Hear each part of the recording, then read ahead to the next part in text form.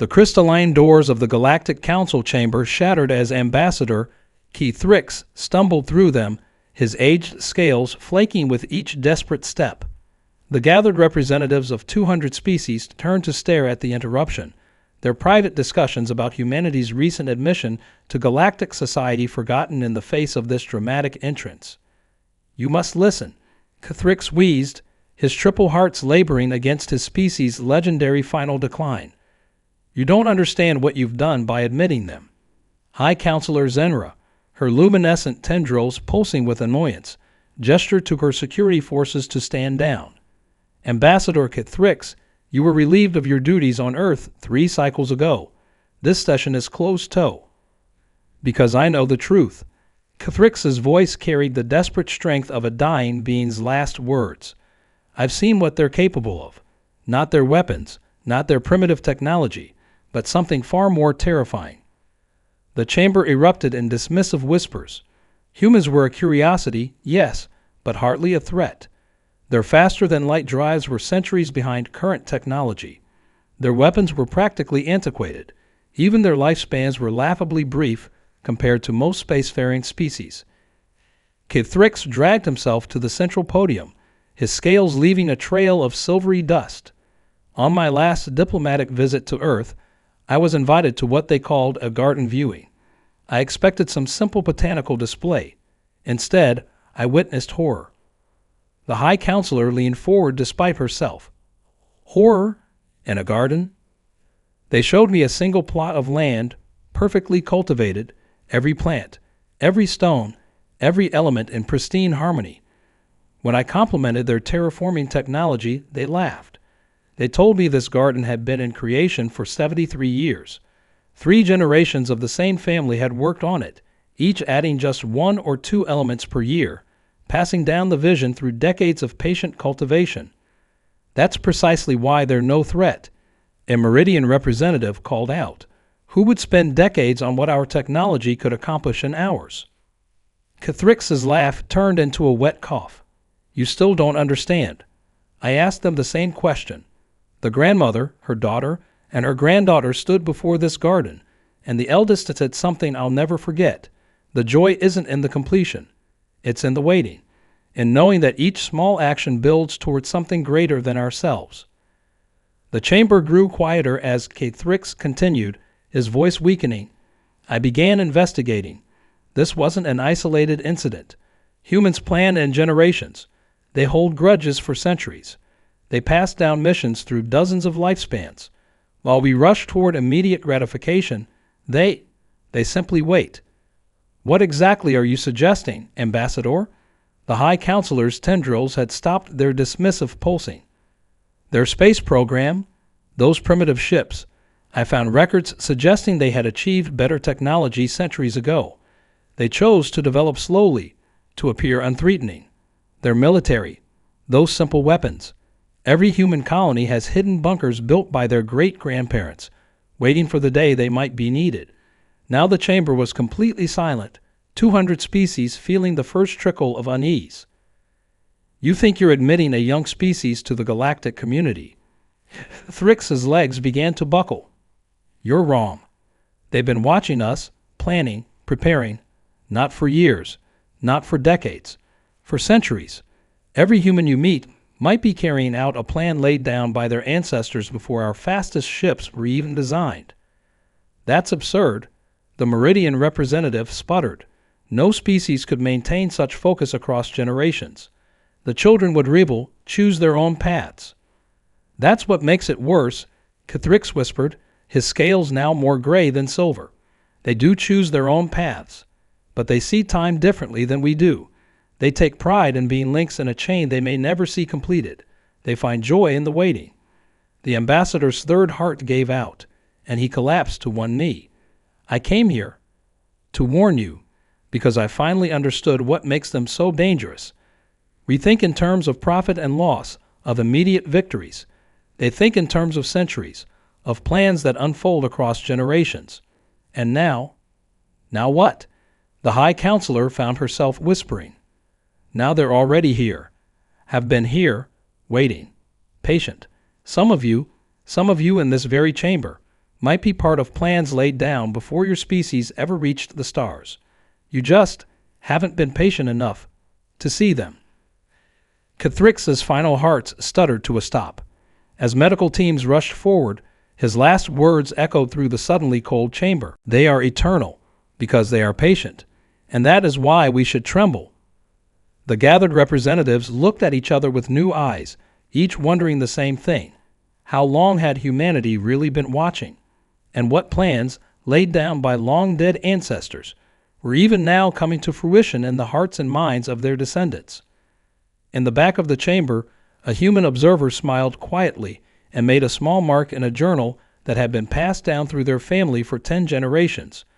Commander Vexterra of the Meridian Empire stood on the bridge of her flagship, watching the human colony of New Eden grow larger in the viewscreen. Her mandibles clicked with anticipation. This would be a simple victory, one of many that had built the Empire's reputation across the galaxy. Planetary defenses, she asked, almost bored. Minimal, Commander. Basic orbital platforms, nothing that could withstand our first wave. The attack was perfectly choreographed. Meridian ships swept through New Eden's defense grid like razors through silk. Vexterra waited for the inevitable distress calls, the pleas for mercy, the chaos that always accompanied first strikes against primitive colonies. Instead, there was silence. Life signs, she demanded, her confidence giving way to unease. Scattered, Commander, but strange, they're all underground. Deep underground. Vexterra ordered ground forces deployed to the colony's main city. The footage that came back showed empty streets, abandoned homes, shops with goods still on the shelves. It was as if the population had simply walked away. "Ma'am," her sensor officer called out, "you need to see this." The scans revealed an extensive network of underground facilities stretching for kilometers beneath the surface. But the dust patterns, the erosion marks, they were centuries old. Vexterra felt her blood run cold. These bunkers had been built long before humans had achieved spaceflight. "They've been preparing for us," she whispered, "before they even knew we existed." A ground team reported finding a single human in one of the facilities. A young girl, perhaps 12 years old, sitting calmly in what appeared to be a library. When they brought her to the surface, she looked up from her book with clear, unafraid eyes. "My great-grandmother said you'd come," the girl said, smiling. "She told me to thank you for being so predictable." Before Vexterra could respond, alerts began blaring across her command deck. Ship after ship in her fleet reported critical system failures. Engines died. Weapons went offline. Life support systems began cycling down. "Impossible," her chief engineer sputtered. "These are completely different system architectures. They couldn't have planned for our exact technology." The girl's smile never wavered. "We didn't need to know your exact technology. We just needed to be patient. While you were advancing quickly, focused on immediate victories, we were learning, watching, preparing for every possibility." Vexterra stared at the readouts in horror. The failures weren't random. They were systematic, precise, as if someone had spent years studying every weakness in Meridian ship design. "Your ancestors," she said, understanding dawning. "They built these bunkers. But your parents, your generation, you added to them, updated them, kept preparing." "Every generation does its part," the girl replied. "Some dig the foundations. Some lay the traps. Some wait to spring them." She turned a page in her book. "My great-grandmother helped build these bunkers. My grandmother updated the electromagnetic shielding. My mother developed the targeted pulse system that's currently disabling your fleet. And me?" Her smile turned slightly sad. "I'm just here to give you a chance to surrender." Across every command channel, Vexterra heard reports of more ships going dark. Not destroyed, simply powerless, drifting.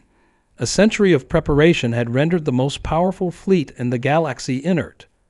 "How?" Vexterra demanded. "How could you maintain such focus across generations?" "Children rebel. They choose different paths." "That's where you're wrong," the girl said. "We do choose our paths, but we understand something you don't. Patience isn't passive. It's not just waiting. It's preparing, building, growing stronger with each passing year. Every generation adds their own touch, their own innovation. We don't follow plans mindlessly, we improve them. A final alert sounded. Vexterra's flagship lost power, leaving only emergency systems online. In the dim red lighting, the girl stood and walked to the window, looking out at the now powerless Meridian fleet. "Your ships will regain power in exactly 24 hours, she said. "Long enough for you to appreciate the message, short enough to prevent any loss of life. We've been preparing for this moment for centuries, Commander. Not because we wanted war, but because we wanted to be ready for every possibility."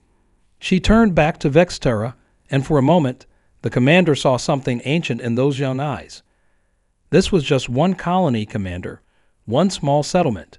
Consider how long we've had to prepare everywhere else." As the girl walked away, leaving Vexterra and her crew to contemplate their defeat, her final words echoed through the darkened bridge. "My daughter will read in this same library someday. I wonder if she'll be reading about how the Meridian Empire learned wisdom from defeat, or how they had to be taught patience again." The discovery came through a junior analyst in the Meridian Intelligence Division. Buried in recovered human documents was a reference to something called the Long Watch, established in 1947, centuries before humanity's official first contact with alien life. Admiral Kextaxi, veteran of 1,000 battles and mentor to Commander Vexterra, read the report with growing dread. The documents detailed a multi-generational program of infiltration, preparation, and patience that defied everything the Meridians understood about human psychology. "The Long Watch wasn't just an organization," he muttered, scanning through the files. "It was a philosophy, a commitment passed down through families. Since 1947, human families have been tasked with specific roles in preparation for eventual alien contact. Some were assigned to develop technologies in secret, advancing far beyond what humanity publicly displayed. Others were given even more audacious missions, to infiltrate alien civilizations before first contact was ever made." Kexaxi's mandibles trembled as he accessed his personal records. Images of his mentor, General Senna, filled the screen. For 50 years, Senna had served the Empire, rising through the ranks, shaping Meridian military doctrine. Senna, who had always emphasized the importance of looking beyond immediate victory. Senna, who had died 10 years ago, leaving behind a letter that Kexaxi had never opened. With shaking hands, he broke the seal on the ancient paper envelope. Inside, he found a single page written in Senna's familiar script. "My dearest student, by the time you read this, you will know my true nature. My real name was Sarah Chen, and I was a member of the Long Watch. My family's mission, assigned in 1947, was to ensure that when humanity finally revealed itself to the galaxy, we would have friends in positions of power. I want you to know that every lesson I taught you, every moment of mentorship we shared, was genuine. The Long Watch didn't send us to manipulate or destroy. We were sent to understand, to build bridges, to ensure that when humanity finally stepped onto the galactic stage, we would find allies rather than enemies. You were more than an assignment, Kexaxi. You became the son I never had. I hope you can understand that patience and deception aren't always weapons. Sometimes they're tools for building something greater than ourselves. With eternal love and hope for the future, Senna, Sarah Chen, 4th generation, Long Watch Family 274. Kexaxi sat in silence, memories replaying with new context. Senna's insistence on studying human history, the subtle ways she had influenced Meridian military doctrine away from aggressive expansion, the seeds of doubt she had planted about the Empire's policy of swift subjugation. "Admiral," his aide interrupted, "we're finding more. The humans didn't just infiltrate our military. They're in our educational systems, our cultural institutions, our diplomatic corps. They've been here for generations." The implications staggered him. Every human they'd encountered since first contact might be carrying out plans laid down by their ancestors. Every seemingly primitive human colony might be sitting atop centuries of preparation. But what truly shook him was the realization that the Long Watch's greatest weapon wasn't their infiltration or their technology. It was their capacity to form genuine bonds across species while never losing sight of their multi-generational mission. He thought of Sarah, who had shaped his career, influenced his thinking, and genuinely cared for him, all while executing a plan laid down by her great-grandparents. The patience required wasn't just in the waiting. It was in the ability to build real relationships while carrying the weight of centuries of preparation. "Sir?" His aide pressed. "What are your orders?" Kekstexi looked at the letter again, understanding finally dawning. "They're not our enemies," he said slowly. "They never were. They spent centuries preparing for every possibility, yes, but they also spent those centuries learning to love us, understand us, become part of us. The Long Watch wasn't just about infiltration. It was about integration."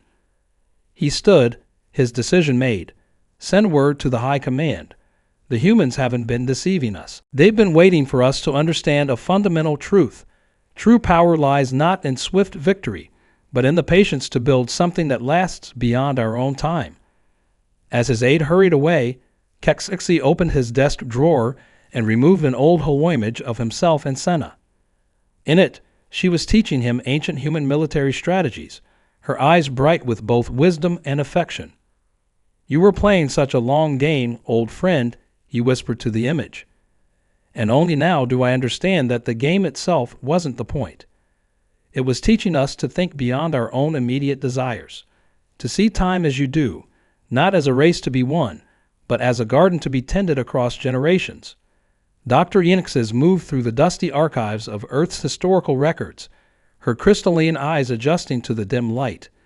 As the Galactic Council's leading xenoanthropologist, she had been tasked with understanding humanity's peculiar relationship with time. What she found made her exoskeleton crack with anxiety. "Computer, Access Record Series 47B, Human Vendettas, and Multi-Generational Conflicts," she whispered. The holographic display shimmered to life, revealing case after case of human patients taken to terrifying extremes. The Callahan-Martinez vindication caught her attention first. In 1847, the Callahan family had been betrayed by their business partners, the Martinezes, losing everything they owned. Instead of immediate revenge, they had done something unprecedented. They had planned for 4 centuries. Each generation of Callahans was given a single task. The first generation rebuilt their wealth. The second infiltrated global financial institutions. The third positioned their descendants in key corporate roles. Generation after generation moved pieces into place with glacial precision. In 2247, exactly 400 years later, the final Callahan executed the plan. The Martinez family's corporate empire collapsed overnight, their assets dissolved, their reputation ruined. But here was the twist that made Yenixes' mandibles quiver. The Callahans immediately offered to help rebuild the Martinez family's fortunes, forging a partnership stronger than ever. They didn't want destruction, Yenixes noted in her research log. They wanted understanding. The centuries of preparation weren't just about revenge. They were about teaching a lesson about patience and consequences. But it wasn't just vendettas. She found records of families passing down promises of protection, of aid, of friendship. The Henderson family had spent 7 generations secretly protecting the descendants of a man who had once saved their ancestors' life. The Paddles had maintained a scholarship fund for 3 centuries, fulfilling a promise made to a dying teacher. "Computer, cross-reference with current galactic events," she commanded. The results made her sink to the floor in shock. The patterns were identical. Humanity wasn't just carrying ancient grudges or promises. They were applying this generational patience to everything. Their seemingly primitive space program, their basic weapons, their simple colonies, all could be parts of plans laid down centuries ago. A message flashed on her screen, a recently declassified record from 2047. Her hands shook as she opened it. "To the children of Earth. Today we confirmed it. We are not alone. The signals are real. There are others among the stars. But we are patient, and we will be wise. This message establishes Protocol Omega, our response to this discovery.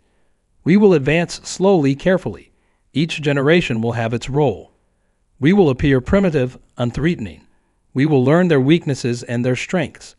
But most importantly, we will learn to understand them, to love them, to become part of their civilizations. When the time comes for open contact, we will be ready, not just for war, but for peace, not just for conflict, but for cooperation. We will have friends in their governments, children in their schools, stories in their histories. This is our gift to you, our descendants, the gift of time, of preparation, of patience. Use it wisely. Remember, the greatest victories are those that take generations to achieve, and the strongest foundations are those built slowly, stone by stone, life by life. For Earth, for humanity, for the future, the first council of preparation.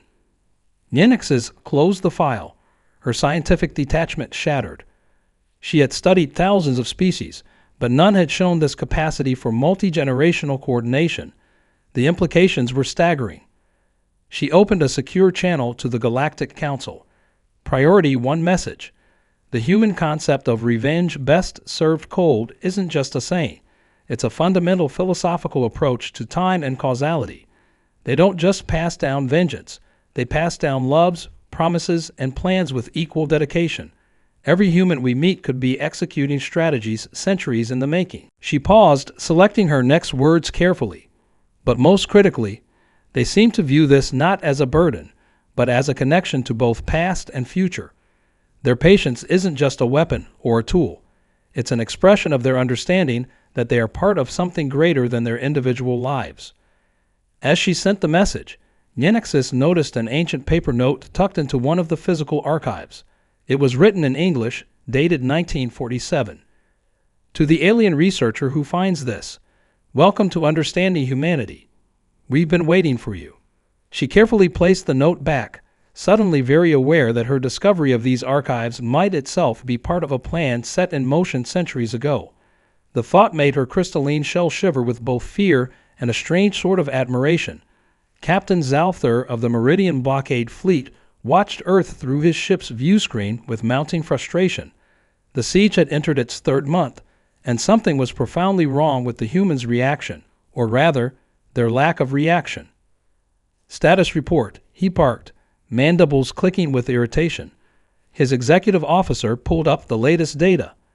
Sir, the humans continue to adapt. They've converted 40% more urban areas into agricultural zones. Their energy consumption has decreased by another 15% as they implement additional solar and wind collection systems. And she hesitated. What is it? They appear to be treating this as some sort of social experiment. They're documenting everything, teaching their children about sustainable living practices. They're acting like we're doing them a favor. Zalthar stormed to the tactical display. The blockade was perfect. No ships in or out. All major population centers targeted, communications severely restricted. It should have brought any civilized species to its knees. Instead, humans were gardening. Show me Ground Team Delta's latest surveillance, he ordered. The footage showed a human family in what used to be a city park, now transformed into an elaborate vegetable garden. The parents were teaching their children about crop rotation, their faces serene despite the Meridian warships visible in the sky above them. They're not just surviving, his science officer noted. They're teaching their next generation how to thrive under these conditions. It's like they've been preparing for this scenario for generations. Zalthar finished. Computer, access historical records of Earth's urban development over the last 3 centuries.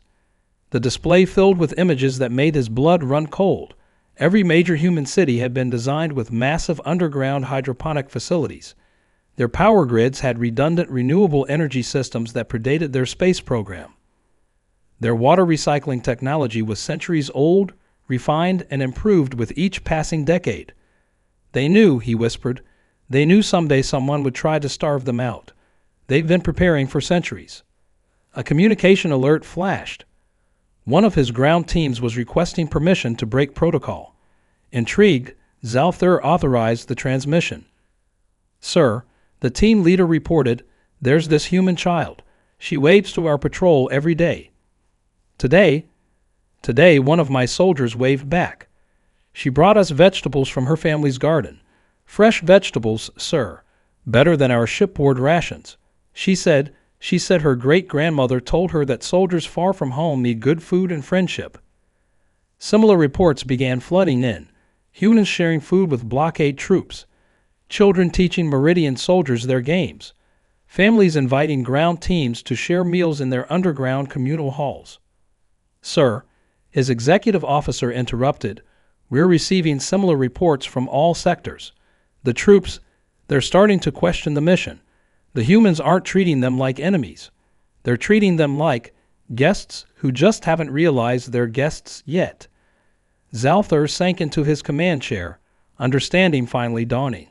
The humans hadn't just prepared their infrastructure, they'd prepared their culture. Each generation had been taught not just how to survive a siege, but how to transform it into an opportunity for connection. They're not trying to break our blockade, he realized. They're trying to break our resolve to maintain it, not through resistance, but through patience and kindness. A new report flashed across his screen. His troops were reporting psychological stress, not from human resistance, but from the growing cognitive dissonance of maintaining hostile action against a population that treated them with persistent warmth.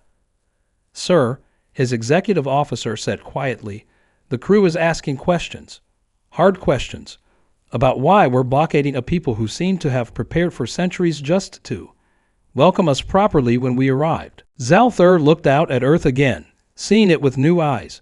The humans hadn't built weapons to break his blockade. They built gardens, community halls, and recycling systems. They prepared for centuries, not to fight, but to endure long enough to turn enemies into friends. "Send word to High Command," he said finally. "Tell them we've discovered something worse than human weapons or technology. We've discovered their capacity to wait us out, with kindness." As he drafted his report, a small human child waved to his ship from a rooftop garden. Despite himself, Zalthar waved back, understanding that this simple gesture was the result of centuries of preparation not for war, but for the moment when the wall between us and them would finally begin to crack. The Meridian High Command's emergency session dissolved into chaos as the reports flooded in.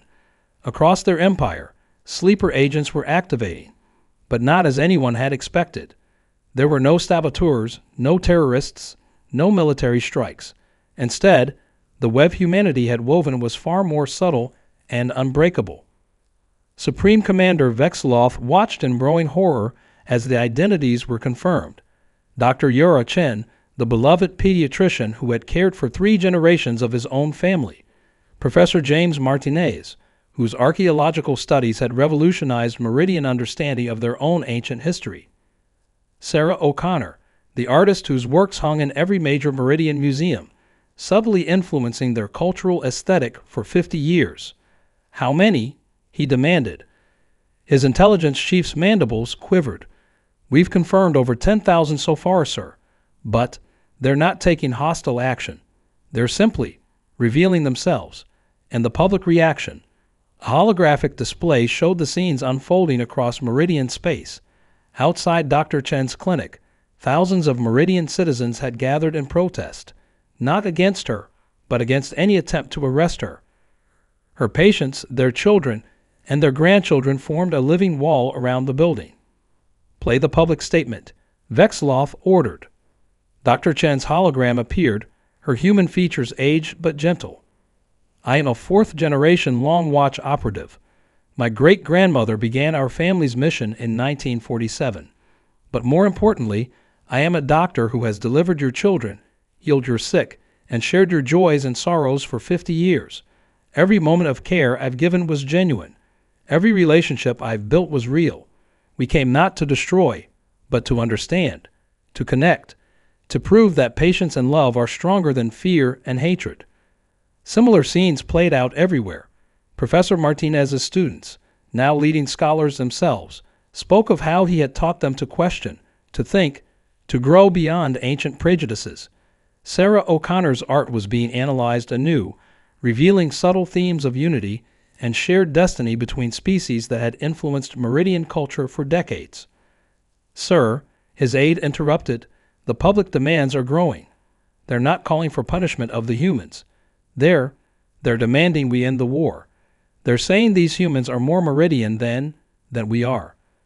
Vexloth sank into his chair, understanding the true magnitude of humanity's strategy. They hadn't just infiltrated Meridian society. They had become an essential part of it. Their patience had allowed them to forge genuine bonds that transcended species, creating connections that no military action could sever. "Show me the numbers again," he whispered. The statistics were staggering. 60% of Meridian children had been delivered by human doctors. 40% of their educational system had been shaped by human teachers.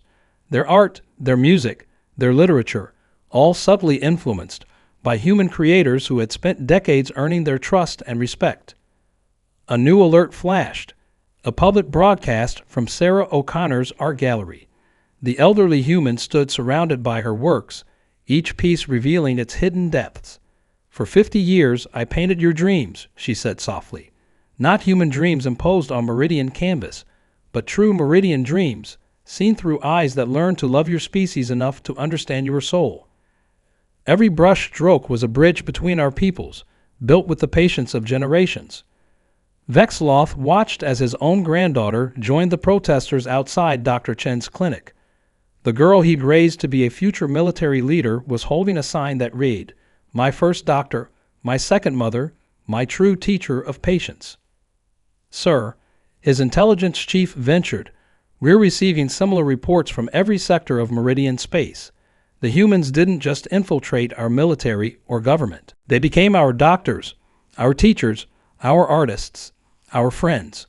They spent generations building relationships that our citizens are now willing to fight to protect." The Supreme Commander stood slowly, walking to the window overlooking the capital city. The skyline, he now realized, had been subtly influenced by human architectural concepts, blending seamlessly with traditional Meridian designs. They hadn't replaced Meridian culture. They had enriched it with a patience that spanned centuries. "Send word to all commands," he said finally. "Any action against integrated humans is now forbidden, not because they've defeated us, but because they're us now. They had the patience to become part of our society so gradually, so genuinely, that removing them would be like removing our own hearts." As protests spread across Meridian space, Vexloth understood that humanity's greatest weapon had never been their technology or their military might. It had been their patience to build connections so deep, so true, that the very idea of war between species had become unthinkable to the children and grandchildren of those they had touched. The document that changed everything was found in an ancient human archive, preserved in what they called a time capsule. Senior archivist Lix Tell of the Galactic Council's Historical Division stared at the translated text, her crystalline form vibrating with shock. July 7, 1947, Roswell, New Mexico, Operation Long Shadow. Initial directive. Today we recovered more than just debris. We recovered truth. We are not alone. But more importantly, we have recovered something they never intended to give us: time. They don't know that we know, and in that ignorance lies our greatest advantage. This document establishes Project Starbridge. We will advance slowly, carefully, appearing primitive while we study them. Our children and our children's children will carry this burden and this opportunity. We will be patient. We will be precise. And when we finally step onto the galactic stage, it will be on our terms. Dr. Elena Martinez, first director of Project Starbridge. The implications sent tremors through the Galactic Council. Humanity's supposedly primitive technology had been a carefully crafted facade. Their slow development, their seemingly basic space program, all had been part of a plan spanning centuries. Cross-reference with Project Starbridge's subsequent directives, Lixtel commanded. The AI compiled the data, revealing a staggering scope of multi-generational planning. While appearing to stumble toward spaceflight, humans have been systematically studying alien technology, developing countermeasures, and preparing for every possible first contact scenario. Their primitive ships were anything but. Each contained layers of technology carefully disguised to appear less advanced. Their colonies, seemingly vulnerable, were fortresses centuries in the making. Even their communication methods, thought to be basic, contained hidden protocols developed through decades of studying alien transmissions. Display the technology suppression protocol, Lixtel ordered. A new document appeared, 2147 Directive. As we approach official first contact, remember, true power lies not in showing strength, but in being underestimated. Each generation has added to our capabilities while maintaining our appearance of technological infancy. When the time comes, this patience will be our greatest weapon. The archives revealed specialized family lines, each dedicated to different aspects of preparation. The Martins had focused on xenobiology for 7 generations. The Paddles had refined stealth technology while appearing to work on basic propulsion systems. The Wongs had spent centuries developing weapons that mimicked natural phenomena, invisible to standard detection methods. Lixtel's assistant burst in. "Ma'am, we found references to Operation Scattered Seed. They didn't just prepare Earth. They've had hidden colonies for centuries. Worlds that never appeared on any survey. Populations that grew in secret while we thought we were discovering an emerging species." The scope of human patience became clear. They hadn't just waited. They had used their time to build a hidden civilization, developing in parallel with their public face. Every seeming weakness had been carefully crafted. Every apparent limitation had been a choice. A message from the Meridian High Command flashed urgently. Analysis of recovered human technology confirms their public capabilities represent less than 30% of their actual technological level. Their patience hasn't just been in waiting, but in the daily discipline of entire populations choosing to use inferior technology to maintain the deception. Lixtel drafted her report to the Council with trembling appendages. Humanity's greatest weapon isn't their hidden technology or secret colonies. It's their capacity to wait, to plan, to pass down missions through generations without losing focus. They've turned patience itself into a weapon more powerful than any fleet or army. She paused, adding a personal observation. What terrifies me most isn't what they've hidden, but what this reveals about their character. What kind of species has the collective will to maintain such a deception for centuries? What kind of people can pass down such secrets through generations, each playing their part in a plan they might never see completed? As if in answer, another document surfaced, a letter from 2047. To our descendants who will see the stars, we give you this gift of time, bought with our patience. We could have rushed to the stars, revealed ourselves in our pride and ambition.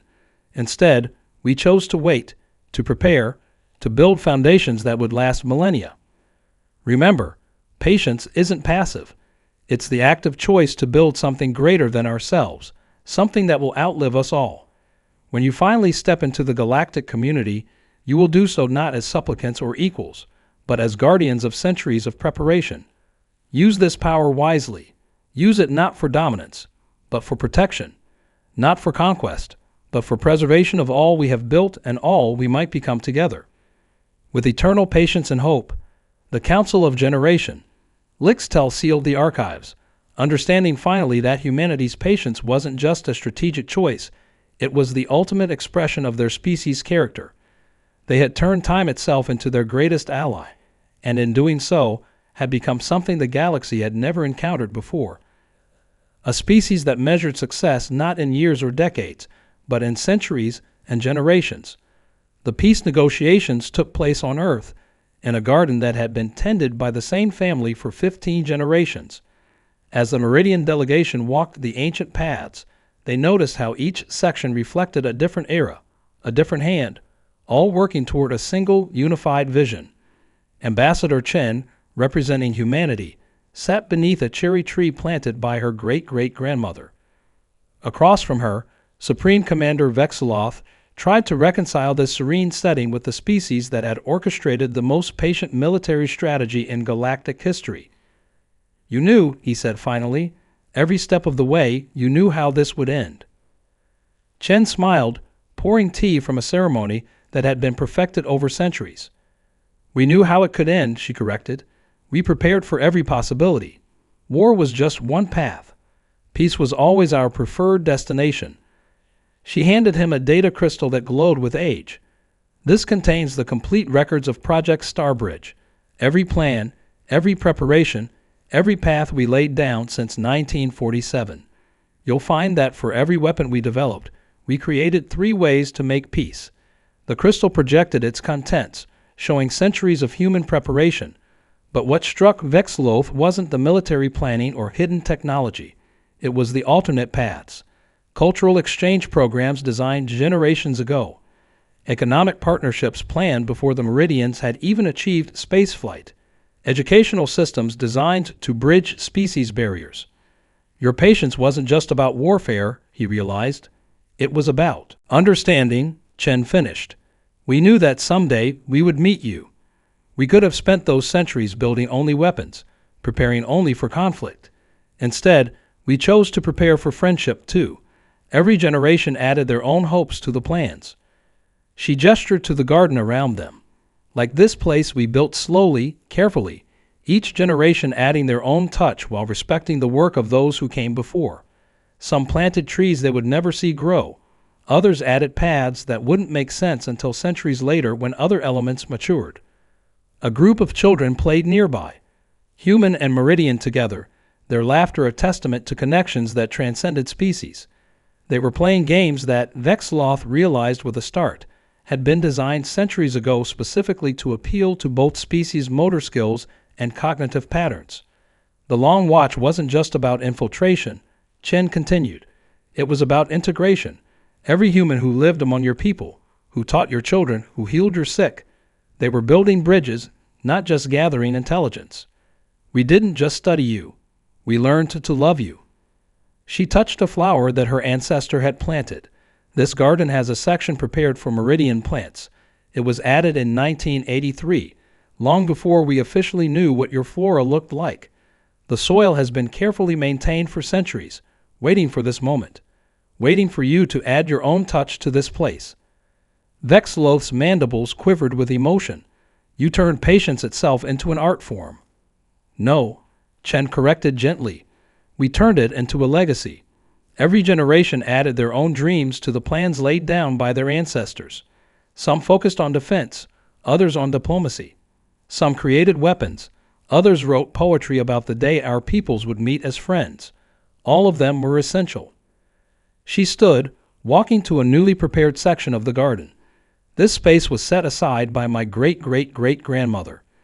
In her journal, she wrote that someday it would hold a monument to peace between our peoples.